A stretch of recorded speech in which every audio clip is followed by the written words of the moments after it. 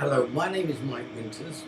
You may remember me from the double act Mike and Bernie Winters, quite a while back now. And recently I read um, commentary about my brother and I on Wikipedia, and I found quite a few things there that weren't actually true, and a lot of things left out.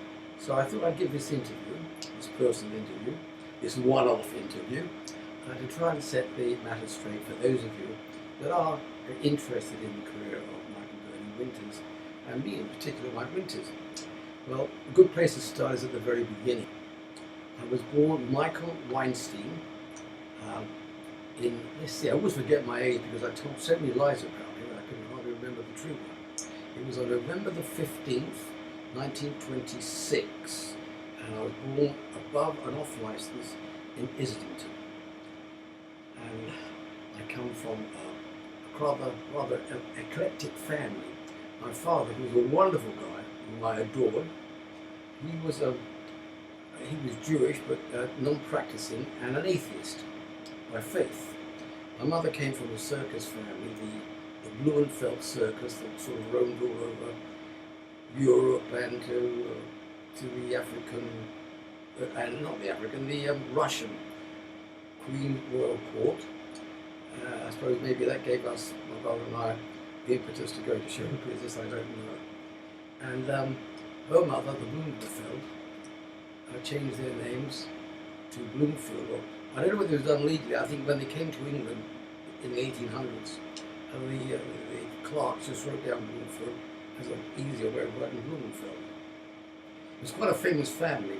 You had two very famous brothers who became champion boxers. Jack Bloomfield, known as Gentleman Jack Bloomfield, was a light heavyweight and heavyweight champion of the British Empire. He won the Lonsdale belt twice, and Joe, the younger brother, he fought for the world title as a middleweight. So they were very famous. So my mother already tasted fame, reflected fame from her very illustrious brothers. On her side of the family, her family came from Bari in eastern southern Italy. They were known as what's a difficult name? The hold it! Bruenzlas. She was a Rebecca Bruenzla from Bari. So pretty eclectic. Now her five brothers, as I grew up, were all married, and ostensibly I thought they were Jewish, or they thought they were Jewish, but no one had a Jewish wife. It was Protestants, Catholics in the family, so I grew up sort of embracing all of them, and had no particular interest in any of them. As a kid, my two best friends were Catholics, Kenny Arthur and Arthur Buckley, I think. And I used to go to St. Nature's Church with them. So my religious beginnings, again, were just wherever I wanted to go. No one bothered about it. At 12, my mother's sister married a religious Jewish guy, Phil Kern, a lovely guy, and we sort of became Jewish again. And I was bar mitzvahed and studied Judaism.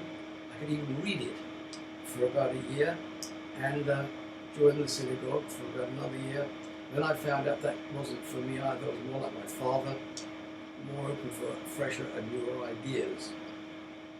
At that time, to save any worry about it, the war began, and Bernie and I were evacuated. I think first of all to Wiltshire, Trowbridge, somewhere around there. Of course, unfortunately, the adventure of being evacuated was great, but it sort of screwed up my education. I'd already won a scholarship to the Tottenham Grammar School, which was very rare. I think I was the 13th boy in Tottenham to get the scholarship. But being evacuated, I was switched from one school to another. And I eventually ended up at the City of Oxford School, which is a great school, and I fell in love with rugby. And that was my life for the next few years, playing rugby for the City of Oxford School. And my next love was music. Now, I found my entrance to university, but I was only 15 and a half, which I think, on reflection, was about a year and a half too young. That's my excuse. But I did win a scholarship and a grant to the Royal Academy of Music to study clarinet, which was a big surprise to my family, my, my teacher and myself.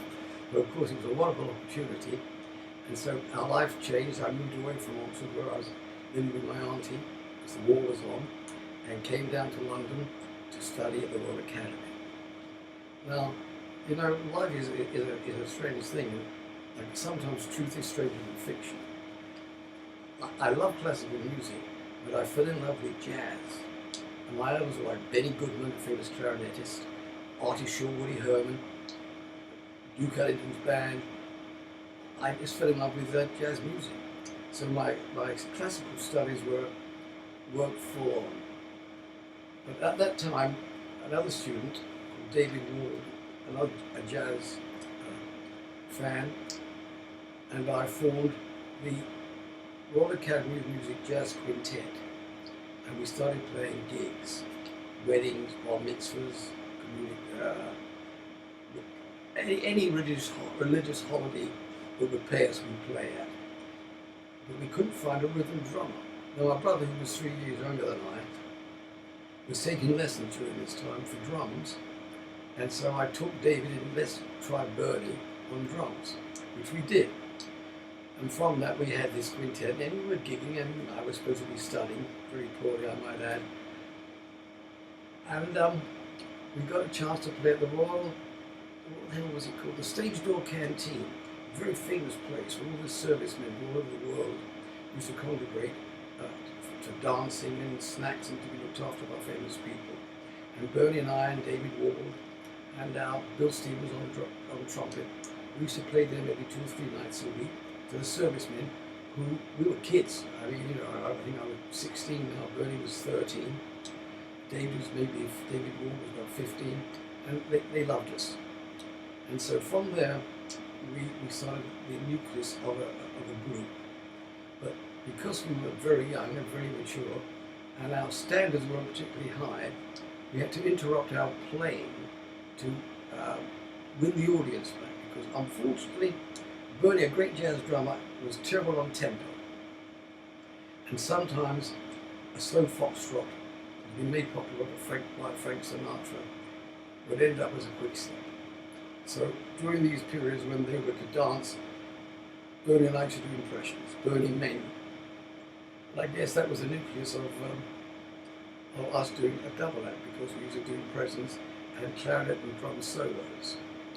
And that took us to virtually my call-up time, where I volunteered for virtually everything, but my eyes restricted all of my potential heroism, and I ended up in the Merchant Navy, where I was very quickly dismissed for being unfit for sea.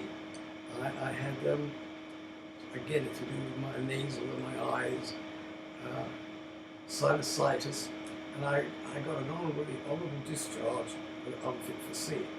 Now, actually, at that time, I'm talking about me the whole time because Bernie was 3.5 years younger, and he just sort of followed whatever I was doing if he could. But he was now becoming a much more proficient drummer, and he'd learnt the ukulele, and he taught himself guitar, and he was funny. He just was naturally funny. And at that time, I don't know what I was going to do now. I don't know whether I was eligible for call-up after being in the Merchant Navy, but I volunteered for what I could. I wanted to be a pilot in the Fleet Air Arm because I liked the uniform, but I wasn't accepted.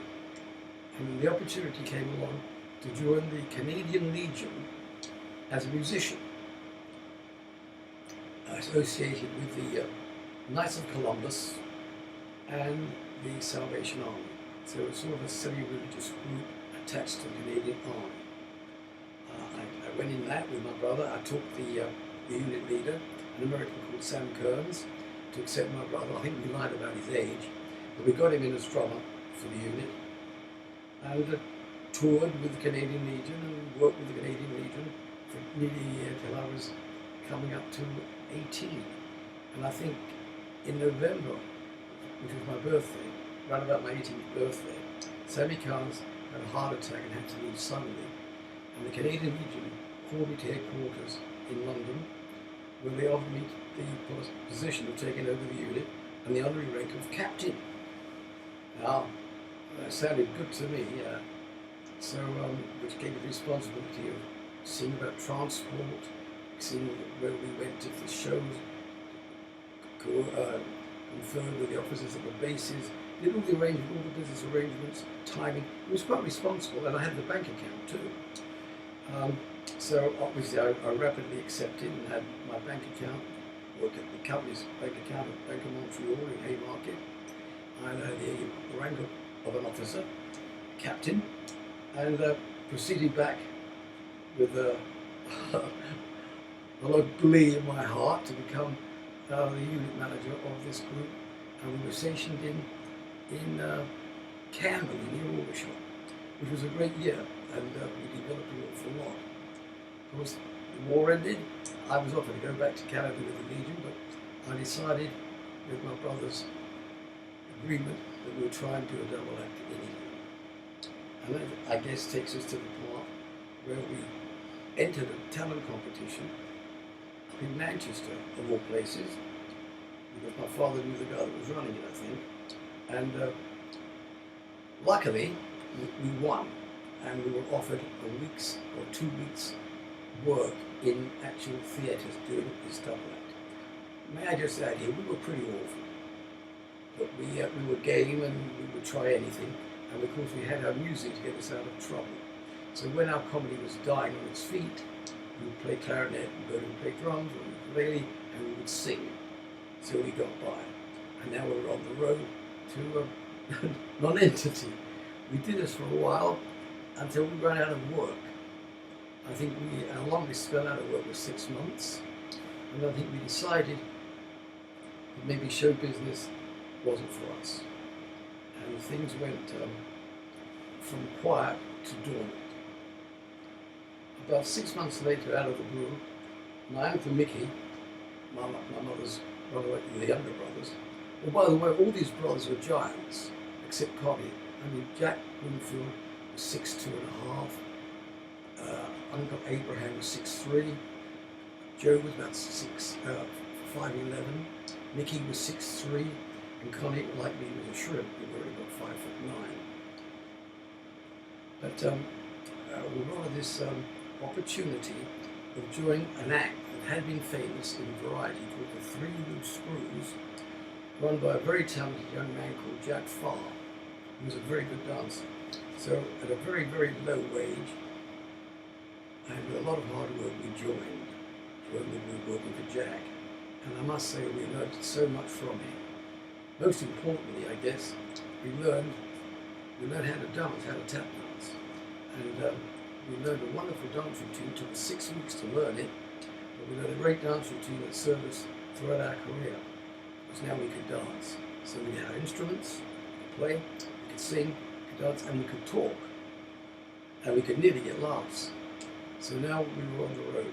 We stayed with the Loose Screws for about 18 months. And then an agent saw us, Evelyn Taylor, who worked for Joe Collins. He was the father of Jackie and Joe Collins, but Evelyn was the instigator for our career. And she suggested we should go out on our own. And she arranged, after much debate with my brother, who didn't want to do this. We didn't have money to buy the suits and the music, but we somehow got through it. And we started this new double act, Mike and Bernie Winters. And the first person we appeared with was a comedian who became a giant in the industry and remained a good friend until he died, was the late and great Benny Hill, who was so kind to us and generous to us. And now we were really in show business, on the road to whatever would happen. Of course, in those days you could play theatres forever and never become famous. There were really only two routes at that time. There was radio, or now the new wonder, television. Before that, of course, you could make a name in the theatre. And the little reputation that we did have had come from playing live in theatres. But we were seen working with another great show business personality, a living legend really, Tommy Steele, who was at that time the British equivalent of Elvis Presley, I guess, who packed theatres everywhere he went. And we worked with Tommy, and we were seen at the Finsbury Park Empire working with Tommy by a BBC producer who immediately hired us for a new TV teenage show with Tommy called 6-5 Special. That was in about 1956. I'd been recently married the year before, in 1955, to the one love of my life, who was an artist, Kathleen Mary Cheney, who became Cassie Winters, a brilliant artist. And so now we entered the world of television in 6-5 Special, in this teenage show. And we rode to some form of fame with the success of this particular show. Like most young acts, or young people, Bernie and I thought we were more popular than we really were. But it was the show that was more popular, not Michael Bernie. But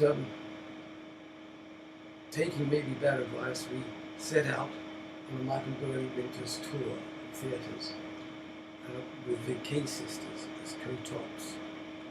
And unfortunately, we were lucky to get enough money at the end of the week to pay our gigs. So that was an ill-fated exercise. But those that saw the act admired how we'd improved. And now we were getting a reputation as a good act. And in 1960, we were offered another contract by an independent management for 3 years, which included playing the London Palladium in pantomime, 1961, I think, 62. And just before that, we were offered the Royal Command performance, whatever it's called now. And that was really our big break. We appeared on this mammoth bill, and as the old gag, we knew everybody on the bill except us. It was Bob Hope, Shirley Bassey, Eartha Kitt, so many names. Again, we were awestruck.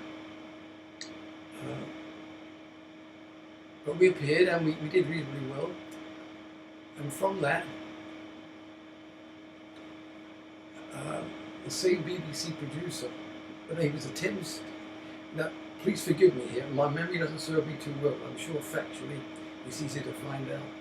Philip Jones was originally with ABC TV, and he really discovered us. And then he came back and he booked us against a lot of opposition to star in a new TV series from Manchester, Didsbury, Manchester, called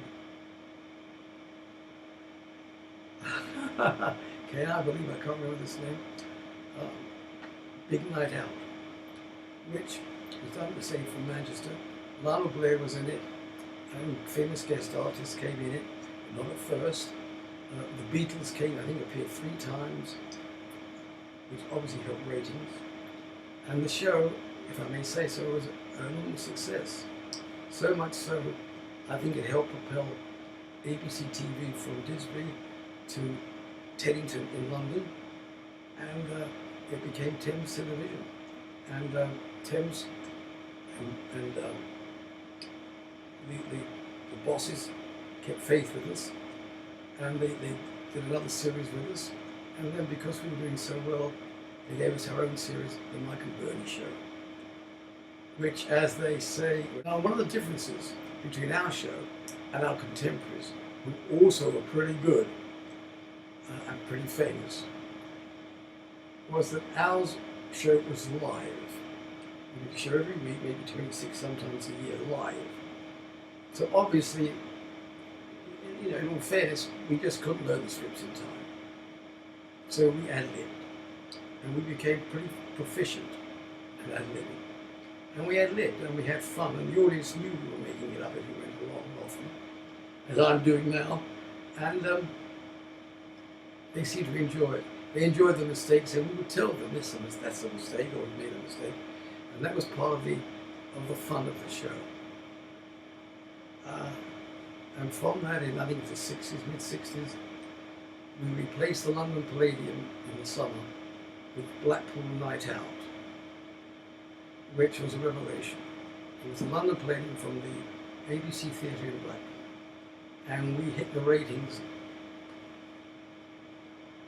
like gangbusters. I don't think we were out the top 5 for 2 years, hitting number 1 many times. Of course, that really did make our reputation. Those that hated us, but those that liked us a lot. And there were a lot of people who did. In fact, I think we still have theatre records that haven't been broken yet from the 60s. From the late 60s, we left, replaced, I think, by Tony Hancock in 1965. And we just went touring the world, and with my penchant, choose the word, or my feeling of duty for charity, and Bernie's too. Let me make no mistake, maybe not quite as exaggerated as mine, but he was there with me. We did as many troupe shows as we possibly could. We were the last show, British show, to play in Aden when the British troops retreated from there. We actually did work under the mortar fire going ahead. But we loved it, and we felt good about it. And we did get a wonderful letter from the Ministry of Defence. I got to speak to the Commander-in-Chief of the forces there. So I enjoyed it very much. And I got to know the Tommies, the soldiers. And I tell you something, I hate comparisons, but they're the best in the world. We were with the Southern, the Argyll and Sutherland, and the Northumberland regiments. And they showed me what courage and bravery really is. And I hope I've tried never to let them down. After that, it was show business and success. I think in 1971 we reached our apex. We did This Is Your Life. We broke theatre records, virtually every appearance. And it was rumoured, and I can't swear to its veracity, that we were the highest paid act in Great Britain. I only hope it's true. I don't think it was, but it would be nice if it had been. I still haven't kept the money, but it would have been nice if it had been true. That was 1971. We carried on for another 5 or 6 years, but in all due honesty, there wasn't much more we could do here. We weren't cut out for the American movies, or we weren't offered. We had been offered to play Vegas, but we had no desire to go to America to play Vegas when we had all the world we wanted in Great Britain. We played Australia 5 times, which we loved. We played Canada twice. And we worked, and we worked, and we worked until we worked ourselves into a standstill. And that really was a problem, or one of the reasons why we broke up. We were working too much, we were seeing too much of each other, and we were coming into a point of boredom. The act we were doing wasn't different. We weren't advancing. And I wanted to write and produce, and Bernie wanted to act. And in 1976, when my father died, we couldn't stop doing it while my dad was alive. We would have beaten the hell out of us. So because he loved it, that's why. We loved touring with us. But in 1977, we decided we'd have a break. We'd have a long sort of sabbatical. And that was a really good plan. We thought Bernie would go ahead and do what he wanted to do, and I would do the same. And after maybe 6 months, we'd have a reconsideration and get back and maybe do a pantomime, which we both liked doing. Because of personal reasons, which I'm not going into now, or possibly ever, it didn't work out that way.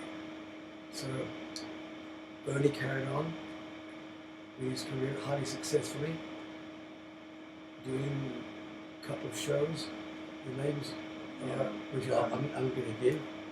Yeah, with his contract with Thames Television. With his contract with Thames Television, the names will be listed. And I went to America. Now, at that time, taxes were the word unfair doesn't come into it. It's just the peak of my career, and I was paying only 86% tax. So when I hear people complaining about 50%, I laugh.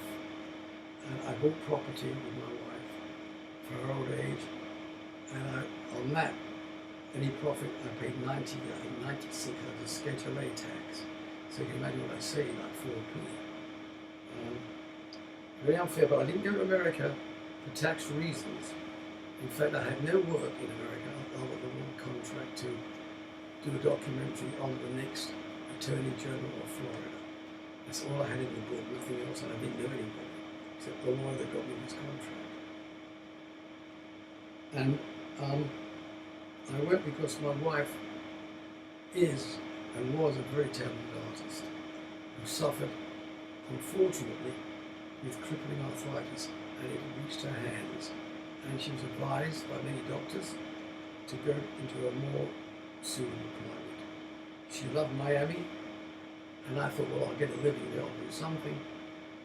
And so, without much more than the weather was nice, and that's what Cassie wanted to do, we packed up and went to Miami. So when people say I went for business reasons or for money reasons, complete and utter nonsense. And in fact, I had no real good reason. If I'd have had a choice, I think I would have gone and rather moved to Rome, to Italy, where at least I had family. It brings us up to date with my move to America. Of course, I must tell you a little bit about America because I was there for 30 years. And again, starting with absolutely a lawyer, contacted a lawyer, a couple I knew slightly, and I met through sport in England for one meeting only, just chat, the famous boxing trainer and manager Angelo Dundee. And it so happened that he and I had family sort of contacts. Willie Pastrano, who obviously Italian American, was one of the fighters that Angelo was with at the time, was a big pal of Michael Connie. And so when I did meet Angelo, right there on a TV show, This Is Your Life, for Henry Cooper's manager, we started chatting, and I think he said, if you're ever in America, Mike, look me up, if you're ever in Miami. And that was about 2 years before I even thought about going to Miami. And I never, I said, sure, I will do. And he gave me his card, and like most of those things, forgot all about it. Till 2 years later, I found myself in Miami, not knowing anybody, and I looked him up. He was more surprised than I. But I think he was pleased because we got on well, we became friends. And we sort of worked together for many years, 10, 12 years. And it ended up, I wrote his biography called I Only Taught Willie. So it broke me into where I wanted to be, into writing, and it gave Angeli his first biography, his first book, which was quite a success. Not a world seller, but a big success, and it's in the Congress Library of America, so it reached some status. And it's a good book. It's still about somewhere. And now I was in the writing field. Angie and I did some dinner boxing promotions together. I owned a couple of clubs, dinner clubs, sometimes for dinner boxing, sometimes for theatrical artist guests, like during the Pacemakers, yeah, it was a big success. Hope and Keen had a success. I guess all was going well until the British tourist industry to Miami collapsed, because all the criminal refugees from Cuba came to Miami, and things came to a sort of standstill. It became a sort of crime-ridden city. It was still great and very exciting. It was like the drug center of America. So that put a kiss of death on our nightclub business. And I devoted myself to writing. I wrote, over the years, another 4 books, all published. And I got involved with a very charming lady from Liverpool who lived in Miami, married an American called Jude Parry, who was a producer, and we produced the first truly British pantomimes in South Florida, which a slow starter, but eventually was quite successful. So all in all, I can only give my thanks, and on my tombstone, when I finish making it, it's going to have "I was blessed," and I feel I have been. I hope this has been interesting to you, and I hope my memory hasn't been too faulty.